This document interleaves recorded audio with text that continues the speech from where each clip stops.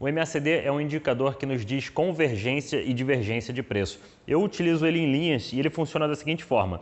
São duas linhas que ficam andando e os cruzamentos dela indicam a maior probabilidade de direção do preço. E a gente vai dar uma olhadinha aqui no gráfico agora para ver como ele funciona. Agora estamos aqui com o MACD posicionado no gráfico, a gente também tem o RSI. Esses dois indicadores em conjunto, eles funcionam muito bem, eles conseguem indicar um possível movimento. E o MACD funciona da seguinte forma, são essas duas linhas, a linha azul com a linha laranja e a gente tem o nosso histograma no fundo. E quando você tem um cruzamento positivo dessas linhas, né, quando a azul cruza pela laranja para cima, você tem um cruzamento positivo e isso indica que a força compradora está no comando da operação.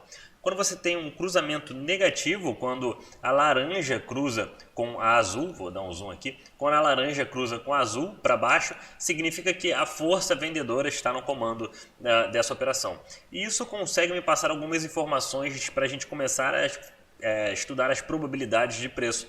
Mas o MACD é um indicador que ele funciona melhor em tempos gráficos maiores, porque se eu botar em tempos gráficos menores, olha só, se eu botar no tempo gráfico de 5 minutos, os cruzamentos e descruzamentos vão ser muito frequentes e isso não vai passar uma informação muito precisa para que a gente possa tomar uma atitude em cima desses movimentos de preço. Mas agora, se eu começar a olhar no 4 horas, aqui nesse movimento, a gente sabe que o sobrevenda no RSI do 4 horas é um ponto onde você tem provavelmente uma força compradora entrando. E nesse movimento aqui, junto com o RSI em 4 horas, a gente tinha não só o RSI no tempo gráfico de 4 horas em sobrevenda, como o preço das linhas estressados. Quando a linha começa a descolar muito uma da outra, isso mostra um estresse nesse preço e que elas tendem a voltar uma para a outra. E aí quando você vê o RSI estressado e a linha já voltando para um cruzamento, isso é um cruzamento positivo e olha só como esse repique no RSI resultou em um belo de um movimento de alta. Então uma junção dos dois indicadores é muito eficiente, a gente vai procurar outros casos aqui para vocês verem como funciona e ela também é boa e para nos dizer quando é um momento bom da gente sair de uma operação, da gente tirar lucro de uma operação. Aqui a gente está vendo que o RSI estava estressado para cima e o MACD também teve um cruzamento para baixo, um cruzamento para cima e depois um cruzamento para baixo. Esse último cruzamento para baixo resultou em um grande movimento de baixa do preço. Então esses são indicadores que podem dar um primeiro sinal de que uma correção está por vir.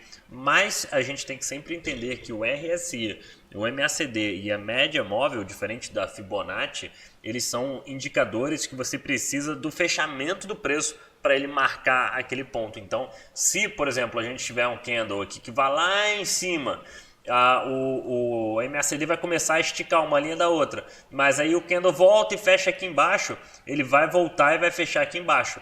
Pelo fato dele ir lá em cima só e não ter um fechamento, ele tende a voltar e fechar junto com o candle, porque o preço começa a subir, aí as linhas começam a esticar, mas se o preço cai muito, ela volta antes de fechar, entendeu? Então são indicadores que eles só fecham no movimento de preço de acordo com o candle que fecha. Quando o candle fechar, eles travam ali no ponto. Enquanto o candle estiver andando, ele vai ficar movendo essa última pontinha aqui, ele fica movendo de acordo com a movimentação de preço do candle. Isso também no RSI, né? O preço pode cair muito, aí você vai ver o RSI lá embaixo e aí o preço sobe e fecha aqui em cima. O RSI foi lá embaixo, voltou, mas ele fechou somente aqui em cima. Então são dois indicadores complementares e que são bons para a gente montar operações. Eu gosto muito de utilizar esses indicadores quando eu faço operações de swing trade, que por exemplo eu vejo um grande cruzamento, olha só, eu vejo um grande cruzamento aqui, a gente cruzou exatamente nesse ponto aqui, quando a gente teve a confirmação do volume no rompimento anterior, a gente cruzou para cima e aí você surfa toda uma tendência justamente com um cruzamento, só veio descruzar aqui novamente. Então você consegue surfar tendências